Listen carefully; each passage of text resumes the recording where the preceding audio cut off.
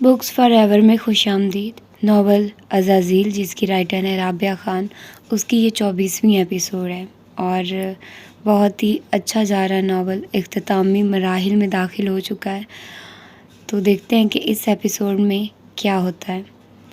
Ramiz office के लिए तैयार हुआ। लाउंज से गुजरकर दाखिली दरवाजे की जानिब बढ़ने ही लगा था कि अपने अकब में भागते कदमों की चाप सुनकर ठहर सा गया। फिर चेहरा फेर कर देखा। अबिया बिखरे बालों और मुतर्रम आंखों के साथ उस तक दौड़ती आ रही थी। उसका वजूद हद दर्जा कमज़ोर महसूस हो रहा था, लेकिन रमीज़ की आंखों में फैली बर्फ़ नहीं पिघली। क्या हरम को भी मार दिया आपने? वो एकदम एक करीब आकर ज़ोर से चिल्लाई थी। शाइस्ता ने उसे हाथ से पकड़कर पीछे की जानिब खींचा था। वो रमीज़ के हर रद्द अमल से डरती थी। मेरे पास तुम्हारे फजूल सवालों के जवाब नहीं है। अपनी हालत दुरुस्त करो। आपने उससे भी मार दिया होगा। आप सबको मार देंगे। आपने अहमद को भी मार दिया। आपने दादा और चाचू को भी मार दिया है। वो बुलंद आवाज़ से रो रही थी। कई दिनों से उसकी ज़बान बिल्कुल खामोश थी और आज वो अपने अंदर बढ़ता शोर मज़ीद सहार नहीं पा रही थी, इसीलिए उस पर चिल्ला रही थी। रमीज़ ने तनपुर से गहरा सांस लेकर शाइस्ता की जानिब देखा था। क्या ये इलाज करवा रही है तुम अपनी बेटी का?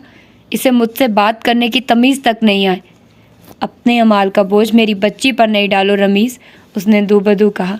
तो रमीज़ ने बामुश्किल अपने उठते हाथ को रोका था। फिर उसने ज़ोर से मुलाजिम को आवाज़ दी। अगले ही पल मुलाजमीन की दौड़े लग गई थी। वो सब उसके सामने गर्दन झुकाए खड़े थे। लेकर जाओ अबिया मैडम को अपने कमरे में, और तब बंद रखना इसे जब तक दिमाग दुरुस्त ना हो जाए इसका। उसके कहने पर जहाँ शाइस्ता चौंकी थी, वहीं अबिया की निगाहें भी पथराई थी। वो बेयकीनी से अपने बाप की निगाहों में उभरती काट को देख रही थी। ये क्या बकवास कर रहे हो तुम? शाइस्ता को उसकी ज़हनी हालत पर शक सा होने लगा था। रमीज़ ने आगे बढ़कर उसकी गिरफ्त से अबिया को ज़बरदस्ती छुड़ाया और फिर उसे मुलाजिम के हवाले किया। वो अपनी बुलंदो बांग चीखों से सारा कसर सर पर उठा चुकी थी। तुम पागल हो गए हो क्या? वो स्टेबल नहीं है। तुम उसके साथ ऐसा कैसे कर सकते हो? मैं पुलिस को रिपोर्ट कर दूंगी, वो हकला कर कह रही थी। रमीज़ ने उस पर आखिरी निगाह डाली और फिर पलट गया। शाइस्ता मुलाजमीन को चिल्लाकर उसे कमरे से बाहर निकालने के लिए कह रही थी, लेकिन मुलाजमीन उसकी बात पर कोई जवाब नहीं दे रहे थे। वो कार की पिछली नशिस्त पर आ बैठा था। उसकी आंखें वक्त गुजरने के साथ साथ बिल्कुल गैर इंसानी होती जा रही थी। बाकिर साहब मिलना चाहते हैं आपसे सर। अहमद की मौत के बाद से वो आपकी मुलाकात का मुतमनी है। क्या जवाब दूँ उन्हें? बाकिर का नाम सुनते ही उसके चेहरे पर नागवारी सी फैल गई थी। एक तो इन इन्वेस्टर्स ने उसकी नाक में दम कर रखा था। उसने इसी नागवारी से शाही की जानिब चेहरा घुमाया था। ठीक है, तय कर दो मुलाकात। शाही ने उसके हुक्म पर सरस बात में लाया और फिर उसी तेज़ी से गाड़ी आगे बढ़ा ले गया। अपने मोबाइल की स्क्रीन पर मौजूद मेल्स को अंगूठे से नीचे करते रमीज़ के चेहरे से अंदाज़ा लगाना मुश्किल था कि वो क्या सोच रहा था, लेकिन जो वो सोच रहा था वो बहुत खौफनाक था। बुलंदो बाला इमारत के चमकते शीशे खनक सी धूप की तमाज़त तले झुलस रहे थे। दाखिली दरवाजे के पार बहुत से अफराद की आमदोरफ्त जारी थी। सूटेड बूटेड उम्रा अपने पर्सनल सेक्रेटरीज के साथ आ जा रहे थे। फर्म एक बार फिर से ज़िंदगी का पता देने लगी थी। रमीज़ ने आज अपने ऑफिस में मीटिंग रखने के बजाय बाकिर से लॉबी में मुलाकात का फ़ैसला किया था। वो पब्लिक फिगर बनता जा रहा था, तो उसे खुद को पेश रखना था। वो लोगों की निगाहों में खुद को एक्टिव साबित करना चाहता था। अगरचे अंदर ही अंदर अहमद के कत्ल की बहुत सी सरगोशियाँ उसे चलते फिरते सुनाई दी थी, लेकिन अगर वो इन छोटे मामलात को खातिर ख्वाह तवज्जो ना देने लगता तो उसके लिए इतनी बड़ी एम्पायर को संभालना नामुमकिन हो जाता। फजूल ख्यालात को अपने जहन में जगह देना उसने सीखा ही नहीं था। कीमती से 3 पीस सूट में मलबूस टांग पर टांग जमाए लॉबी में लगे पुरताइश से सिंगल सोफे पर बड़ा जवान वो अपने मुकाबिल बैठे बाकर की तैश के बायस दहकती रंगत को सुकून से तक रहा था। दरमियाने टेबल पर रखी कॉफ़ी की भाप जैसे बाकिर को कहीं अंदर तक झुलसा रही थी। तुमने हम सब इन्वेस्टर्स को किनारे से लगा दिया है। अहमद के कत्ल के हवाले से बहुत सी बातें सोशल मीडिया समेत इलेक्ट्रॉनिक मीडिया तक में गर्दिश कर रही हैं। तुम कोई स्टेटमेंट नहीं दे रहे, ना ही इस मामले को साफ कर रहे हो। ज़ेरे ज़मीन काम करती तंजीम का काम भी ठप होकर रह गया और तुम हमें तसल्ली बख्श जवाब देने के बजाय महज टाल रहे हो। आखिर तुम करना क्या चाहते हो? हमारा इन सब कामों में बराबर का पैसा लगा है, हम तुम्हें इस सब पर अकेले हुक्मरानी करने नहीं दे सकते। लोगों का ख्याल करके ही वो खुद पर बामुश्किल ज़ब्त करता धीमे लहजे में बोल रहा था। वैसे भी इतने लोगों के दरमियान रमेश से बात करना उसके लिए सख्त नापसंदीदा था, लेकिन रमेश से ये मुलाकात यहाँ रखवाई ही इसीलिए थी ताकि वो उस पर चाह कर भी चिल्ला ना सके। वो हल्का सा झुका, अपनी कॉफ़ी उठाई और फिर से पीछे हो बैठा। कनपट्टी में उभरी सफ़ेदी उसके चेहरे को शफीक सा तासुर देने में नाकाम हो रही थी और आंखों की पुरसुकून सी सर्द मोहरी में हर गुजरते लम्हे इजाफा होता जा रहा था। तुम तमाम हालात से वाकिफ़ हो। मेरे इर्द गिर्द क्राइसिस का एक जाल था जिससे मैं बामुश्किल निकला हूँ। अब भी बहुत सी कंपनियाँ हमारी फर्म को प्रोजेक्ट्स देने से इनकारी हैं, लेकिन मुझे यकीन है कि काम जल्दी मामूल पर आ जाएगा। तुम्हें बिजनेस करने के लिए सब्र की ज़रूरत है बाकिर, तुम्हारी जल्दबाजी तुम्हें ले डूबेगी। आखिरी अल्फाज उसने बहुत आहिस्तगी से कहे थे। सामने बराजमान बाकिर नासमझी से उसे देखने लगा। तुम मुझे दीवार से नहीं लगा सकते। मैं तुम्हारी अपनी ही फर्म में तुम्हारे लिए दुश्मन खड़े कर सकता हूँ। मैं तुम्हें गिरा सकता हूँ। मुझे मेरे तमाम शेयर्स की रकम का एक मुनक़िस हिस्सा चाहिए। बाकिर हमदानी का बस नहीं चलता था कि वो उस पर गर्म कॉफ़ी उड़ देता। रमीज़ ने अपना कप सामने रख दिया, फिर सीधा हो बैठा। चेहरे पर हल्की सी मुस्कुराहट उभरी। वो कहते हैं कि जो हलक तक आने लगे तो उनके हलक काट कर फेंक देने चाहिए, लेकिन मैं ऐसा नहीं करूँगा। मैं तुम्हारे मुतालबात को कबूल करूँगा अपनी ही फर्म में। मैं मज़ीद झोल बर्दाश्त नहीं कर सकता। तुम जाओ, कल तक तुम्हारी रुकी हुई रकम क्लियर हो जाएगी। उसने कहा तो बाकिर उसे मशकूक निगाहों से देखता रहा। उससे रमीज़ पर ज़रा सा भी भरोसा नहीं था। तुम्हारे पास मेरे मुतालबात तस्लीम करने के अलावा और कोई रास्ता नहीं है रमीज़। याद रखना, कोई भी चालबाजी तुम्हारे लिए ही जाल साबित हो सकती है। मैं अपनी रकम का इंतज़ार करूँगा। वो कहकर उठ खड़ा हुआ था, फिर बाहर की जानिब बढ़ गया। रमीज़ का मुस्कुराता चेहरा खामोश हो गया, आंखों में वहशत सी उतरने लगी। फिर वो भी अपनी जगह से उठ खड़ा हुआ। पीछे लॉबी में अब तक लोगों की आमदोरफ्त जारी थी। वो नाज़नीन के साथ घर चला आया था। फिर अगले कई घंटों तक वो हर एक के सवालात के जवाबात देता रहा। सोहेल ने उससे कोई सवाल अलबत्ता नहीं किया था। वो उसे देखते ही सुकून का सांस लेते अपने कमरे की जानिब बढ़ाए थे। ढलती शाम के साए बढ़ने लगे। घर वाले अब तक कल के इंकशाफ से सहमे हुए थे। नाज़नीन, वजदान और हरम के अलावा हर एक को हालात समझने की ज़रूरत थी। वो तीनों ही अब घर वालों को मामूल की ज़िंदगी की तरफ लेकर आ रहे थे। हरम अपने कमरे में मौजूद था। जब दरवाज़ा धकेले जाने की आवाज़ पर उधर को पलटा, वहाँ सानिया खड़ी थी। वो जब से आया था तब से सानिया ने उससे कोई बात नहीं की थी। शायद वो उससे नाराज़ थी, लेकिन हरम ने उसे मनाने की कोशिश नहीं की थी।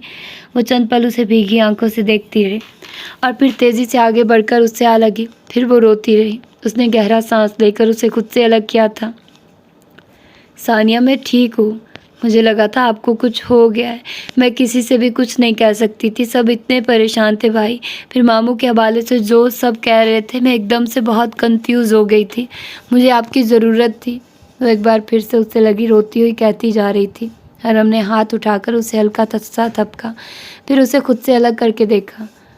अच्छा, तो तुम अपनी वजह से रो रही हो। मुझे लगा शायद मेरी जुदाई में बहा रही हो ये आंसू।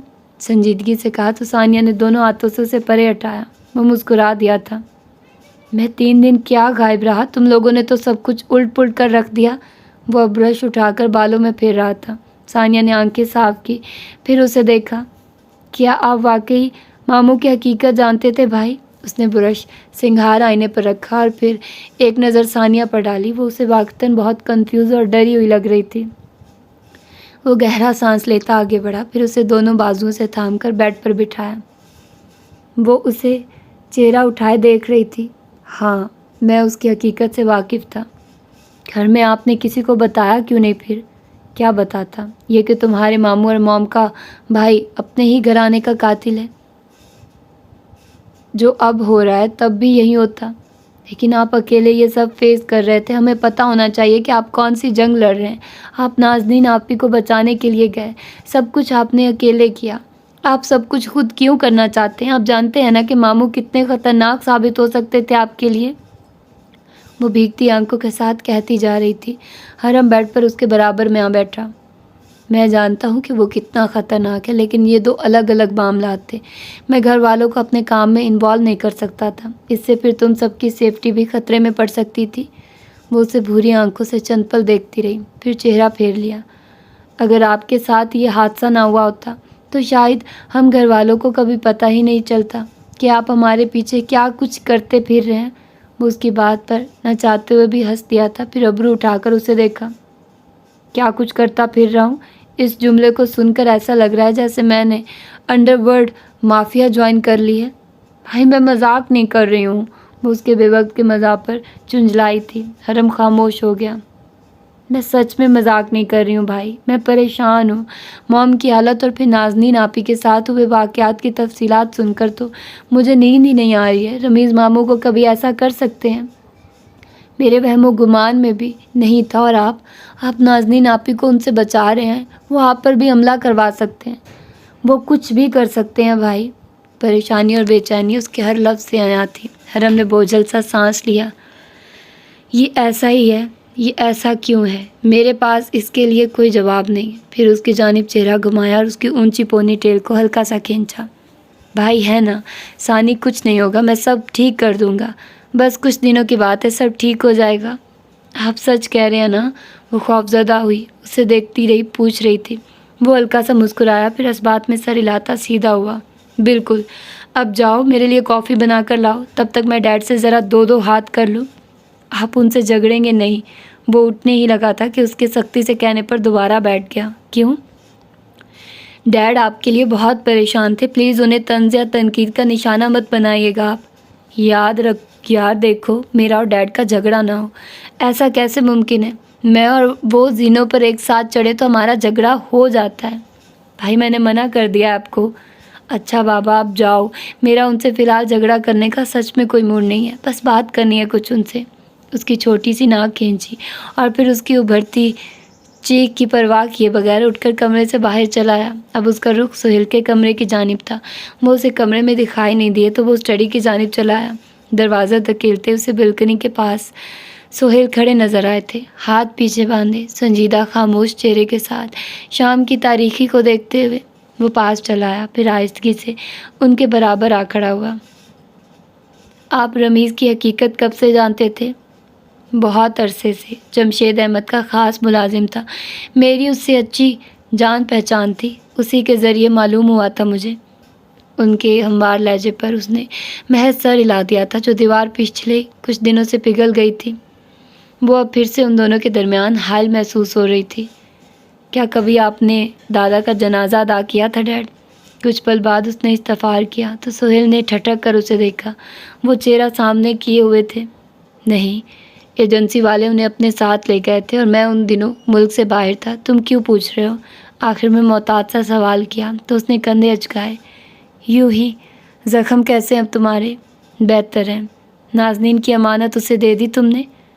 उसके इस्तफार पर अब कि वो बुरी तरह चौंका था। चेहरा फेर कर एक लम्हे के लिए उनकी जानिब देखा।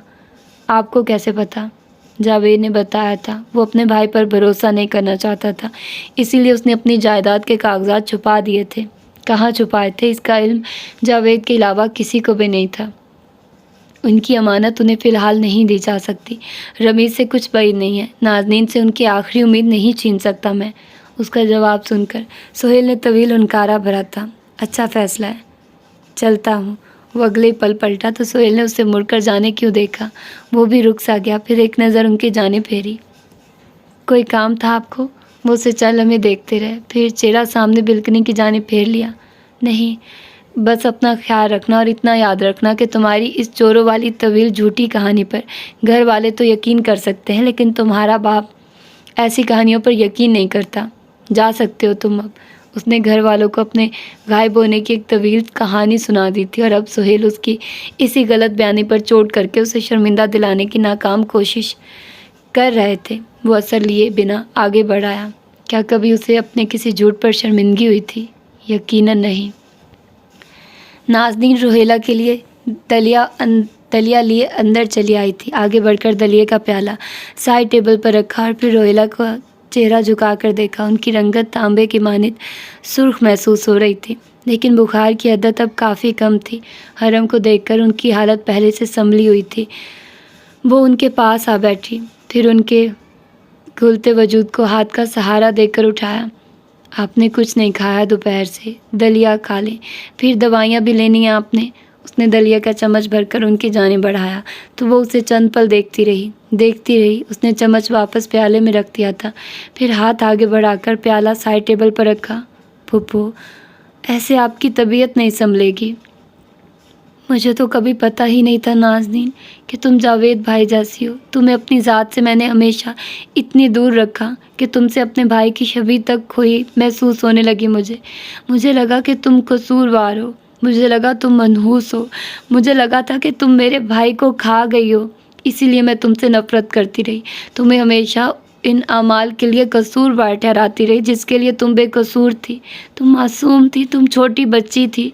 तुम्हारे जुल्म पर मैंने तुम्हें ही जालिम करार देकर खुद को हर जिम्मेदारी से बरी कर लिया। मुझे इन दिनों अंदाज़ा हुआ कि मैं किस कदर बुरी इंसान साबित हुई हूँ अब तक। वो रोने लगी थी। वो अब हर वक्त रोती रहती थी। उसने हलक से कहीं आंसू उतार कर उनके बाजू को सहलाया। रात की बढ़ती तारीकी में हर बोझ पहले से कहीं ज़्यादा भारी लगने लगा था। फुप्पो, भूल जाइए, उसने खुद को कहते सुना। ये वहीं कह सकती थी।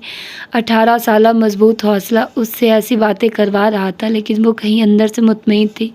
जावेद की रूह को भी इत्मीनान पहुंचा होगा। रमीज़ की हकीकत का खुल जाना उसके बढ़ते बोझ को कम करने के लिए माविन साबित हुआ था।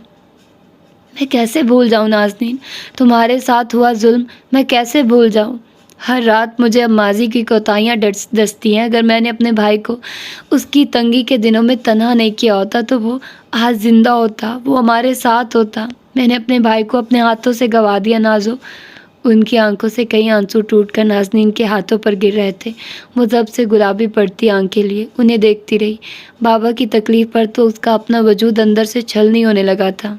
फूफो, बस प्लीज़, मैं अब खुद को इस जुल्म के लिए कैसे माफ़ करूँगी नाज़नीन। मैं अब तुम्हारे साथ हुए इतने सालों के जुल्म का बदला तुम्हें कैसे लौटाऊँगी। मेरे भाई ने तुम्हारी ज़िंदगी बर्बाद कर दी है, तबाह कर दिया उसने तुम्हारे घराने को। मैं अब खुदा से किस चेहरे के साथ माफ़ी मांगूंगी। मैं अब कहाँ जाऊँगी। वो उसके कंधे से लगी रोती हुई कह रही थी। उसके अपने आंसू टप टप गिर रहे थे। वो जब से उनके आंसुओं का बोझ बर्दाश्त करती रही। उसने सोफिया को भी एक वक्त तक ऐसे ही तसल्ली दी थी, बस कोई उसे ही तसल्ली देने वाला नहीं था। वो उनकी पीठ को सुलाती रही। आंसू खुश्क हो चुके थे और रोहेला उसके कंधे से अब तक लगी हुई थी। मैं तुम्हें अब कहीं जाने नहीं दूंगी। मैं तुम्हें मज़ीद इस दुनिया के धक्के खाने नहीं दूंगी। तुम यहाँ मेरे पास रहोगी अब। वो उसके कंधे से हट गई। नाज़नीन उन्हें मुस्कुरा कर देख रही थी। फिर उसने सर बात में लाया। मैं यही हूँ, आप पहले दलिया खाइए और फिर मेडिसिन लें। मैं ठीक हूँ, आप भी ठीक हो जाइए। वह अब आगे बढ़कर उन्हें दलिया खिला रही थी। वो जावेद की बेटी थी ना, अपना दिल तो आखिर में उससे बड़ा ही करना था। पप्पू अब भी हौले हौले सिसक रही थी।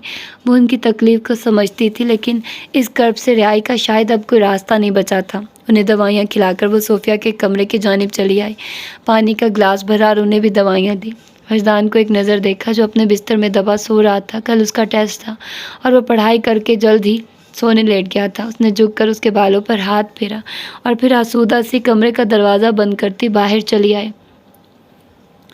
अभी जीने के नीचे से निकलकर उस तरफ आने ही लगी थी कि उसे हरम अपनी तरफ बढ़ता हुआ नजर आया। उसे देखकर वो एक पल को रुक सा गया था। आप रोई हैं क्या? उसकी मुहतरम आंखों को बगौर देखते हुए पूछा तो उसने सर नफ़ी में हिलाया। नहीं, अगर आप रोना चाहती हैं तो मेरा कंधा हाजिर है। मैं कहीं पैरों तक आपको तसल्ली दे सकता हूँ। वो बहुत संजीदा था। नाज़नीन ने उसे गहरा सांस लेकर देखा। और मैं तुम्हारे कंधे से लगकर क्यों रोने लगी? मुस्कुराहट दबाकर पूछा। मैं तसल्ली बहुत अच्छी देता हूँ और मैं थप्पड़ बहुत अच्छा लगाती हूँ, बिल्कुल रुखसार के ऐन दरमियान में। पटाख की करारा आवाज़ के साथ उसने हाथ उठाकर ज़रा अंदाज से बताया था हरम को। हरम ने सुकून से हाथ आगे बढ़ाया। उसका यख नाजुक हाथ अपने हाथ में कैद किया तो वो ठहर गई।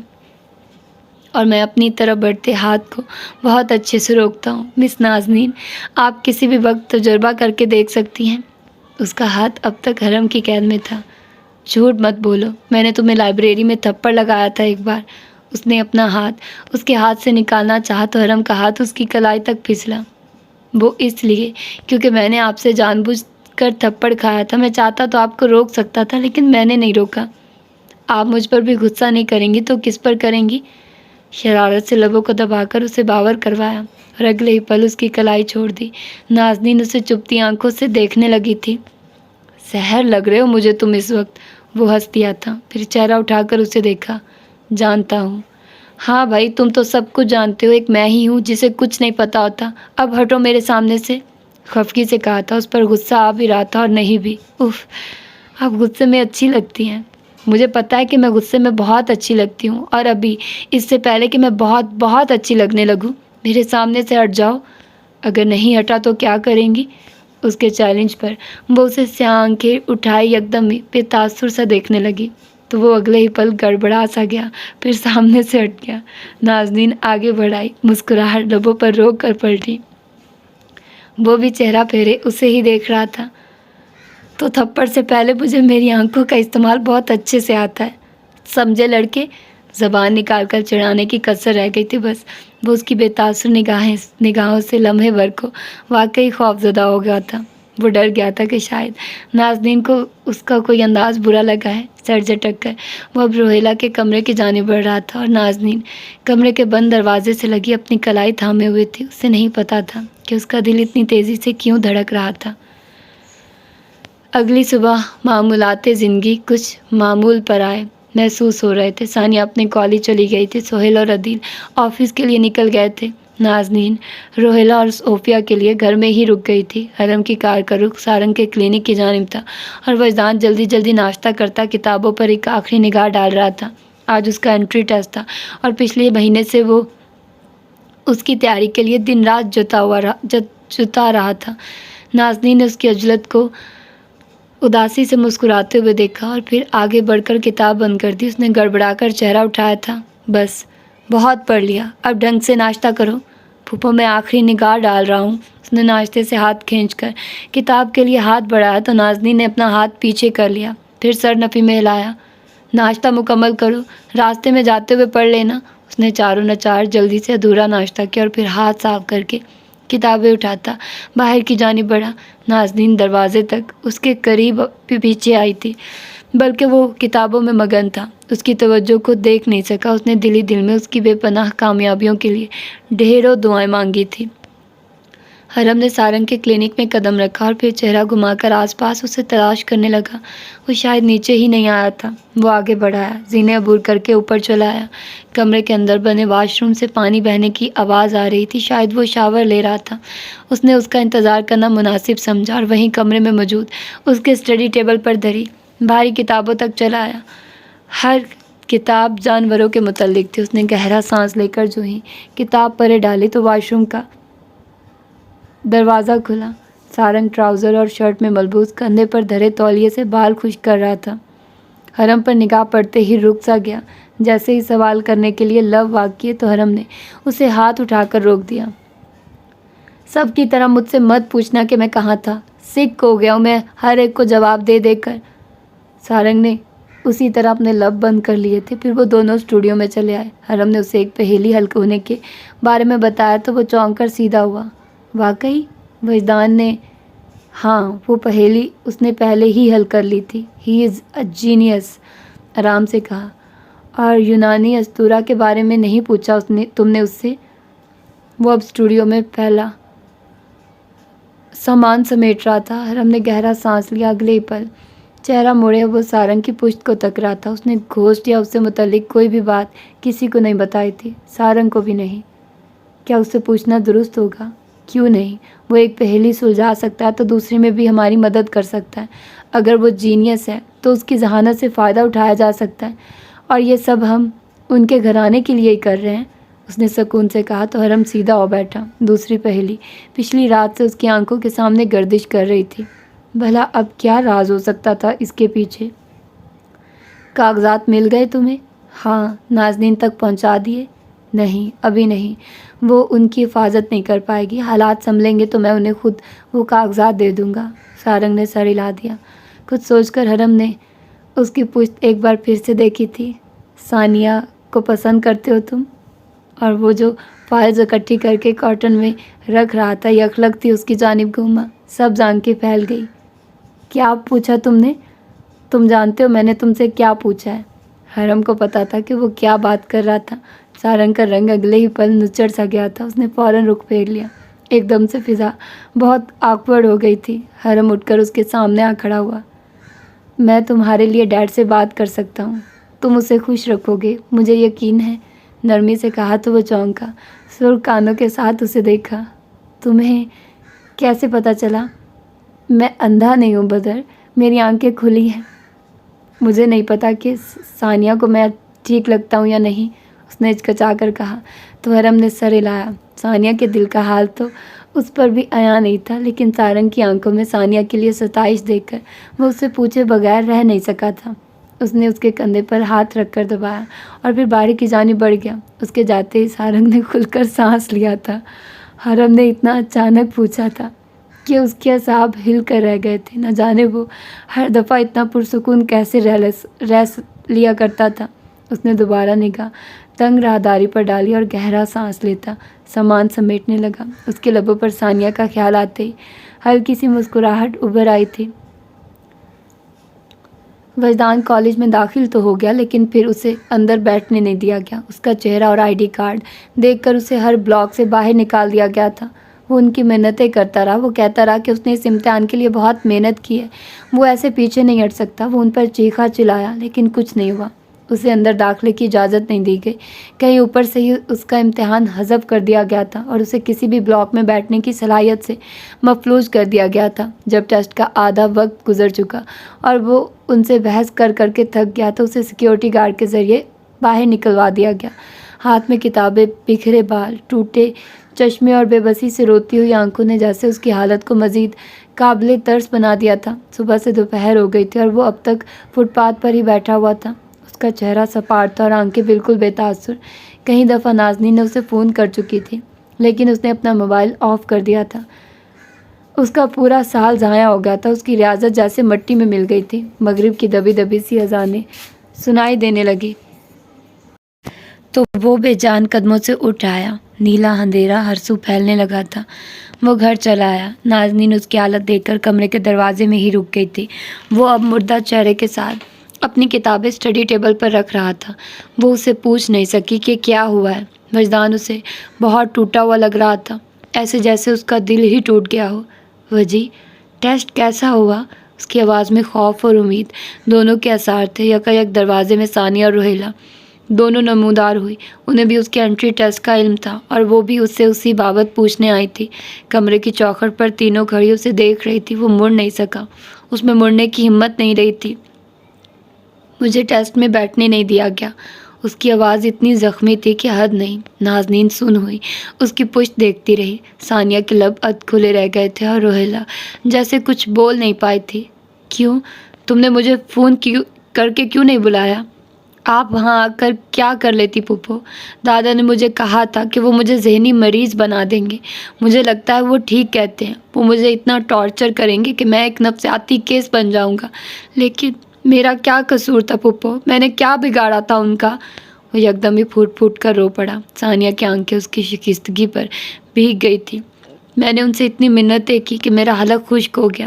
میں ان کے سامنے رو رہا تھا۔ میں نے کہا میری زندگی رک جائے گی۔ میں نے بہت محنت کی ہے۔ کسی نے میری بات نہیں سنی۔ سب ایک دوسرے کا منہ دیکھتے رہے۔ میں چیختا رہا، کسی کو میری پکار پر رحم نہیں آیا۔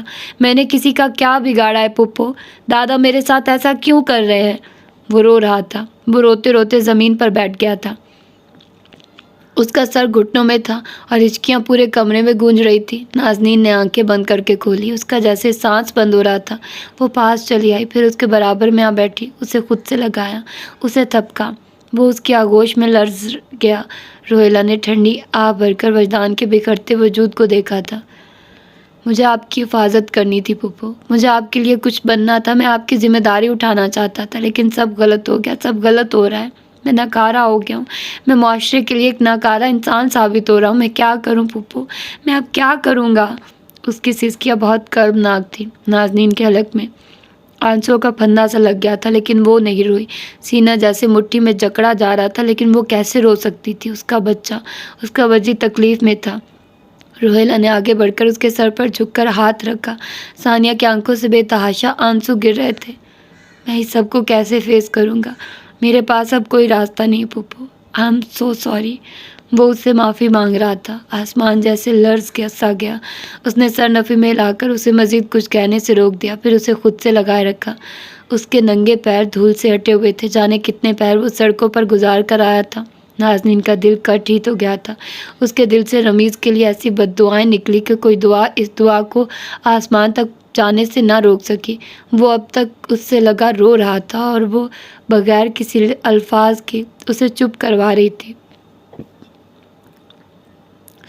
वो तमकनत से अपने कसर में दाखिल हुआ तो मुलाजमीन उसके आसपास जमा होने लगे। वो शाही के साथ घर के अंदर दाखिल हुआ था। शाइस्ता बेसाख्ता ही आगे बढ़कर उसके कदमों में आ बैठी थी। उसने हकारत से उसके बेरौनक और जर्द वजूद को देखा, साथ ही उसे खुद से दूर हटाया था। रमीज़, रमीज़! अबिया की आवाज़ नहीं आ रही कमरे से। वो कुछ बोल नहीं रही है। खुदा के लिए मैं तुम्हारे पैर पड़ती हूँ रमीज़, खुदा के लिए दरवाज़ा खोल दो, तुम्हें अल्लाह का वास्ता है। वो रो रही थी। उसकी मिन्नतें बहुत दिलदोज़ थी। रमीज़ ने मुलाजमीन को अबरू से इशारा करके उसे खुद से दूर हटाने के लिए कहा तो वो चिल्लाने लगी। वो मर जाएगी रमीज़, वो हमारी बेटी है। होश में आओ, इंसान रहो, खुदा ना बनो। वो मर जाएगी, मेरी बेटी मर जाएगी रमीज़। हाँ तो मर जाए। जो ज़िंदा रहना ना जानते हो उनका मरना ही बेहतर होता है। उसकी फुनकार पर वो गुंग रह गई थी। खुदा नक़वत से अकड़ी गर्दन लिए आगे बढ़ गया था। शाइस्ता पीछे अब तक मुलाजमीन के हाथों में मचल रही थी। वो उससे फरियाद कर रही थी मेकअप के बगैर। उसका वजूद बेहद बूढ़ा और भुरभुरा सा महसूस होने लगा था। वो अब ज़ीनों पर दौड़कर अबिया के कमरे का दरवाज़ा खटखटा रही थी। उसकी आहो बका पर कहीं मुलाजमीन ने अपनी समात को बहरा होता महसूस किया था। रात की तारीकी गहरी हो गई थी और फिज़ा में घुटन के आसार मज़ीद बढ़ गए थे। यकायक बहुत सा शोर उठा और कई जगहों से पुलिस की गाड़ियों के मखसूस सायरन सुनाई दिए। किसी का कत्ल हो गया था। हरम ने फ़ोन आंखों के सामने करके सारंग को कॉल मिलाई। अगले ही पल उसने फ़ोन उठा लिया था। रात गहरी होने के बायस वो शायद सोने ही जा रहा था। फ़ौरन बाकिर हमदानी की लोकेशन पर पहुँचो, उसे कत्ल कर दिया गया है। उसकी बात पर वो दूसरे जाने मौजूद सारंग भक्त से उड़ा था, फिर जल्दी से सीधा हुआ। मैं वहाँ कैसे जा सकता हूँ? वो लोग आम लोगों को दाखिल नहीं होने देते क्राइम सीन पर। इंस्पेक्शन टीम का हिस्सा बनकर जाओ, तुम्हारे पास सर्टिफिकेट मौजूद है, तुम्हें दाखिला मिल जाएगा। जल्दी करो, मैं किसी वजह से कह रहा हूँ तुम्हें। उसने पेशानी से बहुत सा पसीना खुश करके तेज़ी से कहा तो सारंग उल्टे कदमों पर उठा। हरम अब जावियार को फ़ोन मिला रहा था, लेकिन उसका फ़ोन बन जा रहा था। वो गाड़ी भगाता हुआ उसके अपार्टमेंट तक पहुंचा। वो वहाँ भी नहीं था। अभी उसने अपार्टमेंट का दरवाज़ा धकेला ही था कि उसका मोबाइल बिप की आवाज़ के साथ बज उठा। वो रुक सा गया। वहाँ गैर शनासा नंबर से आया पैगाम जगमगा रहा था। उसने अंगूठा रखकर दबाया तो पैगाम खुलता चला गया। थियोगोनी, क्लैश ऑफ द टाइटन्स। अगले ही पल अब उस गैर शनासा नंबर से कॉल आने लगी थी। उसने खुश्क हलक से थूक निकलकर फ़ोन उठाया और फिर गहरा सांस लिया। दूसरी जानिब से ठंडी सी आवाज़ उभरी थी, जानी पहचानी सी, यूं जैसे कोई खोखली दीवारों के दरमियान से बोल रहा हो। उन दीवारों से पढ़कर आती उसकी आवाज़ में ज़मानों की सर्द मोहरी थी। क्या तुम्हें यकीन है कि तुम्हारी माँ अपने वजूद के साथ अपनी कमर में मौजूद है? सुलेमान ने पूछा और वो अपनी ही जगह बर्फ़ बन गया। कब्रों से मुर्दे गायब है मेरे बच्चे। तुम गलत सिमत में खोल रहे हो इस पहेली को। और इससे पहले कि वो कुछ कहता फ़ोन रख दिया गया था। वो उल्टे कदमों उतरा और गाड़ी में आ बैठा। उसका जिस्म पूरी तरह से शराबूर हो रहा था और आंखों के सामने चलती दुनिया जैसे सुर्ख पड़ती महसूस हो रही थी। उसे कुछ सुझाई नहीं देता था कि वो किस सिमत में सफ़र कर रहा है। उसका रुख उस मलून बस्ती के कब्रिस्तान की जानिब था जहाँ उसकी माँ जी दफन थी। सारंग इंस्पेक्शन टीम से पहले ही कत्लगाह पर पहुंच गया था। बाकिर के घर के बाहर कोई नहीं था। उसे इस कदर खामोशी पर हैरत हुई। सर झटकता वो अगले पल आगे बढ़ा और खाली से बंगले में कदम रखा। अगले पल उसके जूते गीली सी शय से चिपक से गए थे, लेकिन वो इसलिए नहीं ठहरा था। उसके सामने कोई मौजूद था। लाउंज में अंधेरा होने के बायस उसे कुछ वाज़े दिखाई नहीं दे रहा था, لیکن جتنا وہ دیکھ پایا تھا وہ منظر بہت غیر یقین تھا۔ اس کے سامنے خون آلود کپڑوں میں زاویار کھڑا تھا، اس کے ہاتھ خون سے لت پت تھے اور وہ رخسار پر بھی خون کے کہیں چھینٹے لگے تھے۔ سارنگ اور اس کے درمیان باقر کی لاش پڑی تھی اور وہ دونوں ایک دوسرے کو بالکل ساکت ہوئے تک رہے تھے۔ اسی پل باہر سے پولیس کے سائرن کی آواز آئی تو زاویار چونکا اور پھر اگلے ہی پل وہ تیزی سے اوپر کی جانب بھاگا تھا۔ بنگلے کی روشنیاں واپس آ گئی تھی اور کسی پولیس اہلکار نے اسے بھاگتے ہوئے دیکھ لیا تھا۔ یکلختی بہت سے اہلکار اس کے پیچھے زینوں پر بھاگے تھے۔ سارنگ کا سانس خشک ہو چکا تھا، اس کے اندر سر تا پا لرزش سی پھیل گئی تھی۔ زاویار اب تیزی سے پائپ سے اترتا پچھلے راستے سے بھاگ نکلا تھا۔ پولیس کی کئی گاڑیاں اس کے پیچھے تھی۔ اس نے کار کو تیزی سے آگے بڑھایا اور مصروف سی شاہراہ کے درمیان سے سفید وجود لیے اپنی کار نکالنے لگا۔ حرم ماجی کی قبر پر کھڑا کپ کپاتے ہاتھوں کے ساتھ اس کی مٹی کھود رہا تھا۔ پسینے کی بوندیں مٹی میں جذب ہوتی جا رہی تھی، لیکن وہ رکے بغیر تیزی سے مٹی ادھیڑتا جا رہا تھا۔ کچھ ہی لمحات بعد اسے احساس ہوا کہ واقعتاً قبر خالی ہے۔ وہ بے یقین نظروں سے اٹھ کھڑا ہوا۔ اس کا رخ اب کے طلحہ کی قبر کی جانب تھا۔ وہ پاگلوں کی طرح قبروں کی مٹی کرید رہا تھا اور جلد ہی اسے احساس ہوا تھا کہ یہ قبر بھی خالی تھی۔ وہ بے دم سا پیچھے ہوا۔ دنیا اس کے سامنے دھندلا رہی تھی۔ وہ اپنی کار کی جانب بڑھایا۔ اس کا دماغ بری طرح خراب ہو رہا تھا۔ اسے جیسے سمجھ نہیں آ رہا تھا کہ آخر ہو کیا رہا ہے۔ اس کا رخ اب مبین اور جاوید کی قبر کی جانب تھا۔ گاڑی اب کے پوری رفتار سے کچے راستے عبور کرتی شہر کی جانب بڑھ رہی تھی۔ ہر گزرتے پل کے ساتھ سانس لینے والا ہر لمحہ بہت بھاری محسوس ہو رہا تھا اسے۔ اسٹڈی کی فضا بالکل سنسان تھی۔ رمیز کا وجود ہولے ہولے سے کرسی پر جھول رہا تھا۔ اس نے موبائل کان سے لگایا، آگے ہو بیٹھا۔ وہ مسکرا رہا تھا۔ اس کی نگاہیں سامنے لگی قدیم پینٹنگ پر جمی تھی۔ زیرو، کیسے ہو؟ باقر کو راستے سے ہٹانے کا بہت شکریہ۔ کبھی آؤ نہ ملنے، مجھ سے ملنے۔ تمہاری بہترین تواضع کرنے کا ارادہ رکھتا ہوں میں۔ اس کا سیاہی سے ڈھکا وجود اب آہستہ آہستہ جھول رہا تھا۔ دوسری جانب کی بات سن کر وہ ہنستا ہوا سیدھا ہو بیٹھا تھا۔ ان انویسٹرز نے میرا جینا حرام کر رکھا تھا۔ شکریہ اگر انہیں میری راہ سے ہٹانے کا، بدلے میں تمہیں منہ مانگی قیمت دی جائے گی۔ بولو کیا چاہتے ہو؟ دوسری جانب اس سے کچھ کہا گیا تو اس نے بات سن کر فون رکھ دیا۔ اس کے سامنے موجود شاہی کھلی آنکھوں سے اس کا چہرہ تک رہا تھا۔ اس نے محظوظ آنکھیں اٹھا کر اس کے ہارن کے چہرے کو دیکھا۔ کیا مظہر راحت رستم آفندی اور باقر ہمدانی کو آپ نے راستے سے ہٹایا تھا؟ شاہی کی آواز جیسے کسی کھائی سے آ رہی تھی۔ مجھے لوگوں کو حیران کرنا اچھا لگتا ہے۔ وہ تینوں میرے حلق تک آ رہے تھے، ان کا مرنا ضروری تھا۔ اب راستہ صاف اور منزل آسان ہے۔ تنظیم پھر سے چلے گی اور اس کے لیے میں کچھ نئی آسامیوں سے مل چکا ہوں۔ مجھے گند کو صاف کر کے فریش لوگوں کو اپنی سلطنت کا حصہ بنانا تھا۔ اب ایک ایسا دور آئے گا شاہی جس کا خدا میں ثابت ہوں گا۔ میں نے اس دور کے لیے بہت محنت کی ہے، میں نے اس دور کے لیے بہت قربانیاں دی ہیں۔ اسی پہر شائستہ کی دلدوز چیخ اسے اسٹڈی تک سنائی دی تو اس کے چہرے پر ناگواری سی چھا گئی۔ وہ اٹھ کر شاہی کے ساتھ ہی باہر چلا آیا تھا۔ شائستہ، مسئلہ کیا ہے تمہارے ساتھ؟ اس کا سوال معلق رہ گیا تھا۔ وہ ابھیا کے دروازے کی چوکھٹ میں بالکل ساکت ہو کر کھڑی تھی، ایسے جیسے اس کا سارا خون خشک کر دیا گیا ہو۔ کسی انہونی کا احساس تھا یا کیا؟ وہ خود زینے عبور کرتا اوپر چلا آیا، لیکن پھر وہ بھی اپنی جگہ ٹھہر سا گیا۔ ابھیا کا ٹھنڈا بے جان وجود پنکھے سے لٹکا ہوا تھا۔ چلتی ہوا کے باعث اس کا وجود دائیں سے بائیں اور بائیں سے دائیں جانب جھول رہا تھا۔ سمینی خدا کا چہرہ سفید پڑ چکا تھا کیونکہ اس کا سر میں ایک اور بھیانک موت واقع ہو چکی تھی۔ پہلے کچھ نہیں تھا اور پھر ابھرا ایک خلفشار، پھر زمین وجود میں آئی اور زمین کے ساتھ ہی آسمان، پہاڑ، سمندر، سورج، چاند اور ستارے بھی ابھر آئے۔ پھر آسمان اور زمین کا ملاپ ہوا اور انہوں نے جنم دیا ٹائٹنز، دیوتاؤں کو۔ لیکن پھر خوف زدہ ہوا آسمان اپنی ہی اولادوں سے، خوف زدہ ہوا آسمان اپنی ہی اولادوں سے، اور اس نے دفنا دیا ٹائٹنز کو زمین کی اتھاہ گہرائیوں میں۔ چرچ کی سر دیواروں سے ٹھنڈی آواز پڑھ کر آ رہی تھی۔ سلیمان اگلے ہی پل سیدھا ہو بیٹھا۔ ان ٹائٹنز میں سے ایک زندہ رہ گیا تھا اور پھر وہ پلٹا تھا۔ आसमान से बदला लेने।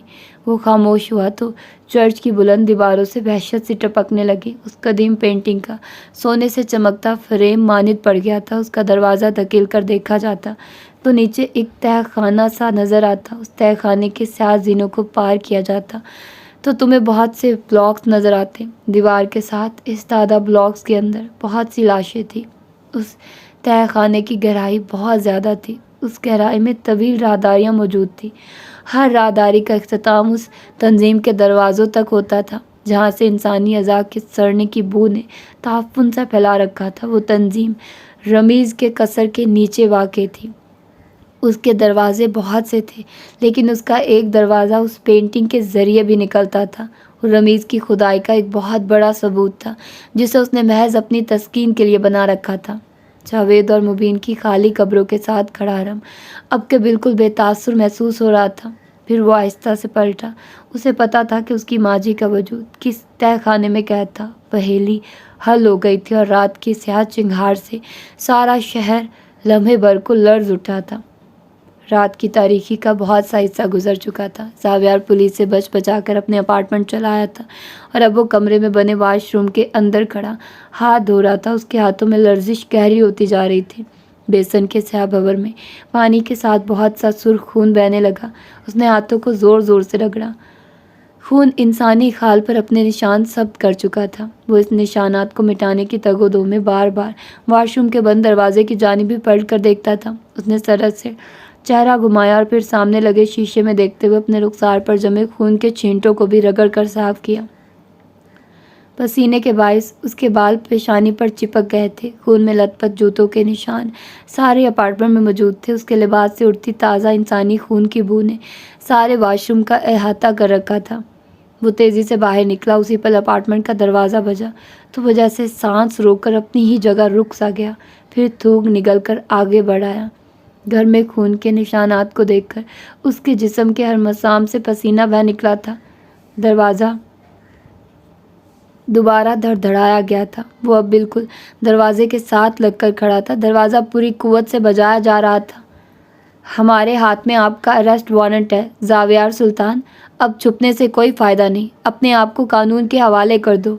उसने रुके सांस के साथ दरवाजे के होल से बाहर की जानिब देखा तो साकित हो गया। पुलिस की नफरी उसके घर के बाहर मौजूद थी। उसे उनकी आमद की खबर ना हो, इसीलिए वो अपना सायरन बंद करके आए थे। उसके पास फरार का हर रास्ता मसदूद हो चुका था। उसने अगले पल एक फ़ैसला लिया और फिर दरवाज़ा खोल दिया। पुलिस एहलकार उसके अपार्टमेंट में किसी सैलाब की तरह दाखिल हुए थे। थाने का एएसपी उसके सामने ही ठहर गया था। वो सफ़ेद चेहरा लिए उसे देख रहा था। वो अब उसके सामने वारंट फैलाए एस्तादा था। आपको मज़र राहत रुस्तम आफंदी और बाकिर हमदानी के कत्ल के जुर्म में गिरफ्तार किया जाता है। अगले पल एहलकार उसके हाथों में कड़ियाँ लगाने आगे बढ़े तो वो 2 कदम पीछे हटा, सर नफ़ी में हिलाया। आगे बढ़ते एहलकार को उसने अगले ही पल बेकाबू होकर एक ज़ोरदार मुक्का दे मारा था। वो गैर मतवक्के वार पर लड़खड़ा कर पीछे की जानिब गिर पड़ा था। कहीं एहलकार उसकी जानिब बढ़े तो उसने उन सबको खुद से दूर धकेला और एक एक को उठाकर फेंकने लगा। उसके बाजुओं की ताकत तैश और बेबसी की वजह से कहीं गुना बढ़ गई थी। मैंने कोई कत्ल नहीं किया है। मैंने किसी का कत्ल नहीं किया है। मैं कातिल नहीं हूँ। ये इल्ज़ाम बेबुनियाद है। दूर हटो मुझसे। लेकिन वो एक था और एहलकार सैकड़ों की तादाद में थे। वो कब तक उनसे लड़ सकता था। एएसपी ने सुकून से उसके सामने दूसरा वारंट भी खोलकर वाज़े किया था। वो अब एहलकारों की गिरफ्त में घुटनों के बल ज़बरदस्ती ज़मीन पर बिठाया गया था। उसे संभालना 10 लोगों के लिए भी मुश्किल हो रहा था। तुम्हारे घर का सर्च वारंट भी है हमारे पास। अब तुम्हें कानून की गिरफ्त से कोई नहीं बचा सकता। सारे सबूत और ऐनी शाहिदीन कत्ल के वक्त तुम्हारी मौजूदगी पर गवाही दे चुके हैं। उसकी आंखें ताकत लगाकर उनकी गिरफ्त से निकलने पर गुलाबी सी हो रही थी। उसे दोनों हाथों से काबू किया गया था। वो उनकी गिरफ्त से निकलने के लिए पूरा जोर लगा रहा था, लेकिन नतीजा सिफर ही रहा। वो इंसान था। वो 10 लोगों का मुकाबला कर सकता था, लेकिन अनगिनत लोगों का नहीं। मुझे फंसाया जा रहा है। मैंने किसी का कत्ल नहीं किया है। तुम लोग मेरे घर की तलाशी नहीं ले सकते। वो पूरी कुव्वत से धाड़ रहा था। गर्दन की रगें उसकी चिंगार पर फूलकर उभर सी गई थी। कोई भी उसकी बात सुनने के लिए राज़ी नहीं था। अगले ही पल उसकी पुष्ट पर पीछे से घुटना मारा गया तो वो औंधे मुँह गिर पड़ा। 2 एहलकार अब उसके ऊपर बैठे उसके हाथों को काबू करके उसमें हथकड़ी पहना रहे थे। एहलकार अब उसके अपार्टमेंट की हर शय दरम बरम करते हुए तलाशी ले रहे थे। ساتھ ان کے ہاتھوں میں بڑے بڑے بکسے بھی تھے جن میں وہ ہر فائل اور اس کے استعمال شدہ اشیاء کو رکھتے جا رہے تھے۔ میں نے کسی کا قتل نہیں کیا ہے، یہ مجھ پر پلانٹ کیا جا رہا ہے، وہ بامشکل بلند آواز سے بولے پایا تھا۔ اہلکار اس کی پشت پر پورا زور دیے ہوئے تھے، اسے سانس لینے میں تکلیف سی ہونے لگی تھی۔ اسی لمحے ASP جواد اس کے سامنے پنجوں کے بل جھک کر بیٹھا تھا۔ اپنے تمام تر بیانیے کورٹ کے لیے محفوظ رکھو سلطان، بہت دشمنیاں پالی ہیں تم نے، اپنے سے بلند لوگوں سے نہ دشمنیاں رکھنی چاہیے اور نہ ہی دوستیاں۔ وہ اگلے پل اٹھ کھڑا ہوا تھا۔ اہلکار پلاسکٹ میں ایک انجیکشن لیے ASP کی جانب بڑھا تو زاویار ٹھہر سا گیا۔ ASP نے استزائیہ سا مسکراتے ہوئے سر جھکا کر اسے دیکھا تھا۔ ثبوت تک ٹھیک طرح سے چھپا نہیں پائے تم، یہ میرا نہیں ہے، مجھے نہیں پتا یہ کہاں سے آیا ہے، وہ چیخ رہا تھا۔ ASP نے ابرو سے اہلکاروں کو اشارہ کیا تو وہ اسے زبردستی اٹھا کر باہر موجود گاڑی کی جانب دھکیلتے ہوئے بڑھنے لگے۔ محلے والے اٹھ کر اس کی گرفتاری کا تماشا دیکھ رہے تھے۔ چہمگوئیاں، سرگوشیاں، زومانی اور خوفزدہ نگاہیں، خون اس کی کنپٹی میں ٹھوکریں مارنے لگا تھا۔ اپارٹمنٹ الٹ دیا گیا تھا، ہر شے بے نقاب تھی، ہر شے سے پردہ اٹھنے والا تھا۔ رات کی سیاہی گہری ہو گئی تھی۔ دروازے کی چوکھٹ پر دو سفید وجود اب تک کھڑے تھے، ان میں سے کسی کی ہمت نہ ہو سکی کہ وہ چوکھٹ پار کر سکتا۔ شائستہ کے لب اد کھلے تھے اور چہرہ خوفناک حد تک سفید پڑ گیا تھا۔ رمیز کا چہرہ خاموش ہو گیا تھا۔ وہ آنکھیں جو غیر انسانیت کا مظاہرہ اب ہر پہر کرنے لگی تھی، وہ آنکھیں ہلکی سی گلابی نمی سے چمکی تھی۔ کہیں اندر اس کے موجود انسان نے آخری سانس لی تھی، پھر اس نے تھوک نگلا اور ملازمین کو آوازیں دی۔ کچھ پل بعد اب ملازمین بھی پتھر کا مجسمہ بنے ان دونوں کے ہمراہ کھڑے تھے۔ ابھیا میڈم کی لاش کو اتارو، اپنے انداز میں، اپنی آواز میں برسوں کی ٹھنڈک لیے اس نے ملازمین سے کہا تھا۔ شائستہ کا جسم برف بن گیا تھا، فرش کی ٹھنڈک اس کی رگ رگ میں اترنے لگی تھی۔ آنکھوں کا پتھرانا اور پڑھ کر دیکھنے والوں کا مجسمہ بن جانا کیا ہوتا ہے وہ آج جان گئی تھی۔ ابھیا کے ٹھنڈے وجود کو پھندے سے آزاد کیا گیا تو اس کی گردن ڈھلک سی گئی۔ رمیز نے آنکھیں لمحے بھر کو بند کی تھی، پلکوں پر پانی سا ابھرنے لگا تھا، ہاتھوں میں لرزش سی اتر آئی۔ ابھیا کے ننھے سے نرم ہاتھوں کا لمس اسے بے ساختہ ہی یاد آیا تھا۔ پھر اس کے بے جان وجود کو بیڈ پر لٹایا گیا۔ وہ دونوں آگے نہیں بڑھ سکے۔ رمیز کے قدم اٹھنے سے انکاری تھے۔ شائستہ نے بنا پلکے جھپکائے ابھیا کی جانب قدم بڑھائے تھے۔ وہ نازنین کے پیچھے رات کے کسی تنہا پہر میں یوں ہی بھاگا تھا۔ اسے مارنے کے لیے وہ چھوٹی سی تھی، خوف سے کام کر وہ دیوار کی اوٹ میں ہو گئی تھی۔ منظر دہرائے گئے تھے۔ ابھیا کے ذہن میں پلتا خوف اس کی جان لے گیا تھا۔ رمیز سے خوفزدہ ہو کر وہ خود کی جان سین چکی تھی۔ اس کے پیچھے نازنین کی طرح کوئی بھیڑیا نہیں تھا، لیکن وہ ہر پل اپنے باپ کے چہرے میں نظر آتے شیطان کو محسوس کر کے اندر ہی اندر گھلتی جا رہی تھی۔ قصر کے نیچے مردے دفن تھے۔ ان مردوں کی دہائیاں اب آسمانی دنیا تک پرواز کر رہی تھی۔ قبرستان میں بہت سے گدھ بلند آواز کے ساتھ بین کرنے لگے تھے۔ شائستہ نے اس کے وجود کو ہاتھ لگایا۔ وہ یخ تھا۔ شاید موت یہی ہوتی ہے، یخ، ٹھنڈی، بے جان۔ موت کی ایک بہت بڑی نشانی انسانی وجود کا ٹھنڈا پڑ جانا ہے۔ وہ اب بالوں میں مٹھیاں پھنسائے رو رہی تھی۔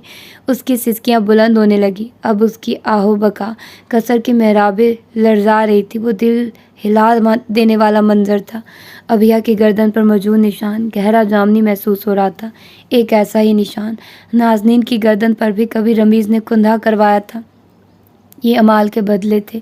یہ بدلے خوفناک ہوا کرتے تھے۔ شائستہ اپنے بال نوچ رہی تھی، وہ خود کو دانتوں سے کاٹ رہی تھی، وہ پاگل ہو رہی تھی۔ رمیز نے گردن سیدھی کی۔ کندھوں پر دھرا بوجھ بہت بڑھ گیا تھا۔ اسے لگا وہ ایک قدم تک نہیں اٹھا پائے گا، لیکن اگلے ہی پل اس نے ابھیا پر ایک آخری نگاہ ڈالی تھی۔ پھر وہ پلٹ گیا۔ زینے اترتے ہوئے اس کے قدموں میں ہلکی سی لرزش تھی، بالکل ہلکی سی۔ اس کی سرخ آنکھیں اور جمے تاثرات گھر میں موجود ہر ملازم کو گنگ کر گئے تھے۔ وہ واقعی مضبوط تھا۔